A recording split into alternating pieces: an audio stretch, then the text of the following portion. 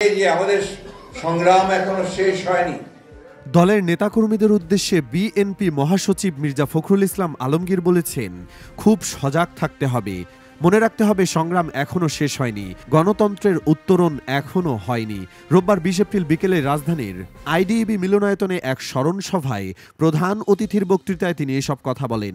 বিএনপির vice chairman প্রয়াত আব্দুল্লাহ আল নোমান এর স্মরণে এই আলোচনা সভার আয়োজন করা হয়। মির্জা ফখরুল বলেন, নির্বাচনের মধ্য দিয়ে নির্বাচিত সরকার বা পার্লামেন্ট এখনো আসেনি, সেজন্য অত্যন্ত সাবধানতার সঙ্গে দৃঢ়তার সঙ্গে সচেতনতার জন্য কাজ করতে হবে, দলকে আরও সুদৃঢ় করতে হবে।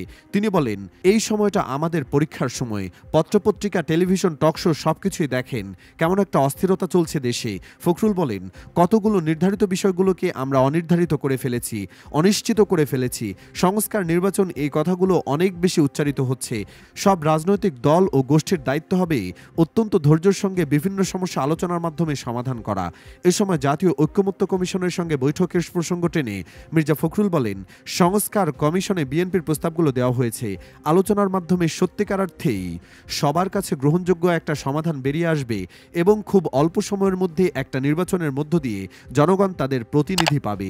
অনুষ্ঠানে প্রাইম এশিয়া ইউনিভার্সিটির শিক্ষার্থী জাহিদুল ইসলামের নিহত হওয়ার প্রসঙ্গে তিনি বলেন, জাহিদুলকে হত্যা করা হয়েছে, কারা হত্যা করেছে জানা যায়নি, তবে একথা নিঃসন্দেহে বলা যায়, যারা এই একজন ত্যাগী ছাত্রনেতাকে হত্যা করতে পারে তারা নিঃসন্দেহে বাংলাদেশের এই পরিবর্তনের আন্দোলনের সঙ্গে কোনোভাবেই যুক্ত ছিল না। তারা আজকে বাংলাদেশে একটা বিভাজন সৃষ্টি করতে চায়।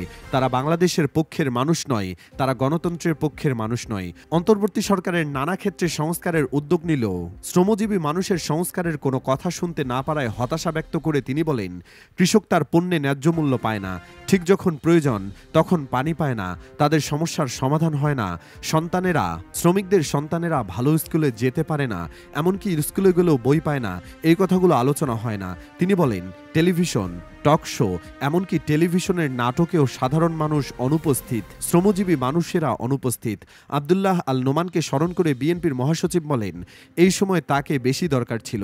একটা সন্ধিক্ষণ চলছে, একটি অনিশ্চিত অবস্থা যাচ্ছে।